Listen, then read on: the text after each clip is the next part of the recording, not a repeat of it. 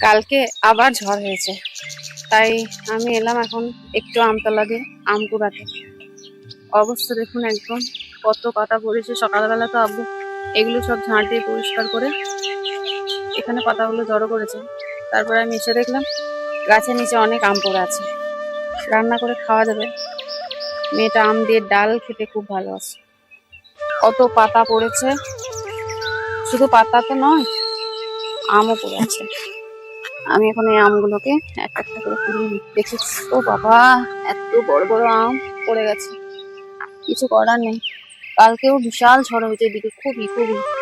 কালকে পাথরটা হয়নি, কালকে রাস্তার দিকে যেতে যেতে দেখলাম ওই যে ইলেকট্রিক পিলার গুলো হয় মাঠের মধ্যে, ওইগুলো সারি সারি সব তুলে ফেলে দিয়েছে। এত বড় বড় সাইজের আমগুলো সব পড়ে উঠেছে। এমনিতেও তো এবছর আম একেবারে কম।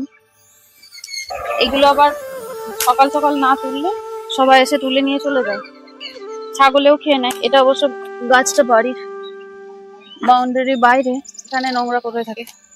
এই যে পাঁচিলের বাইরে, উফ, এত বড় সাইজের আম পড়ে গেছে রে। আহা, এই গাছের আমগুলো খেতে খুবই সুস্বাদু।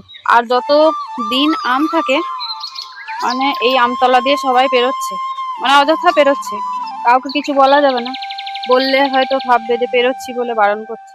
কেউ কেউ আছে ভোরবেলায় এসে কুড়িয়ে নিয়ে চলে যায়, পেরেও নেয়। যেহেতু গাছটা বাড়ির বাইরে, আম তো খেতে নিশ্চয়ই সবার ভীষণ প্রিয়, তাই আম গাছগুলোকে যত্ন করে রাখা হয়। দেখুন এতগুলো আম পড়ে গেছে।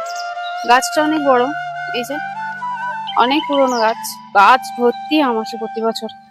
এবছর গাছে আম একেবারে নেই বললেই চলে, যে কটা ছিল সব ঝরে পড়ে গেছে। এত আম গাছ থেকে ঝরে পড়ে গেছে।